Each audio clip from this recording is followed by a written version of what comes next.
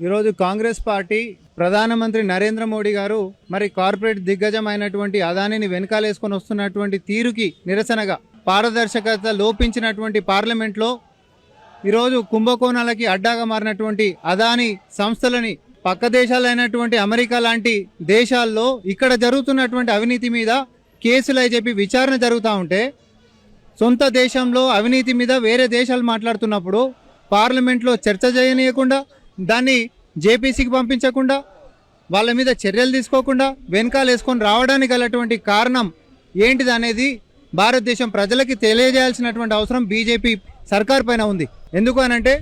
సుమారు 2029 కోట్ల రూపాయల కుంభకోణము డిస్ట్రిబ్యూషన్ కంపెనీస్కి మరి మూటలు అప్పజెప్పి ప్రభుత్వం ప్రజల సొమ్ముని కొల్లగొట్టేటటువంటి కుట్రలు చేసినటువంటి అదాని కంపెనీ పైన చర్యలు తీసుకోవాల్సిందిగా కాంగ్రెస్ పార్టీ డిమాండ్ చేస్తూ ఉంది. మీరు ఇచ్చేటోళ్ళే అయితే దొంగతనం మీరు చేయకపోతే, దొంగలను మీరు వెనకాల వేసుకొని రాకపోతే జేపీసీకి ఇవ్వడానికి మీకు వస్తున్నటువంటి నొప్పి ఏంటిది అని చెప్పి యావత్ తెలంగాణ సమాజం కూడా ప్రశ్నిస్తుంది. ఇందుకు నిరసనగాను ఈరోజు మరి ఇందిరమ్మ స్టాచ్యూ దగ్గర నుంచి రాజ్భవన్ దగ్గరికి స్వయాన ముఖ్యమంత్రి గారు, మా పీసీసీ అధ్యక్షులు, యావత్ మొత్తం కాంగ్రెస్ పార్టీ కూడా కదిలి మా యొక్క నిరసనను తెలియజేస్తున్నటువంటి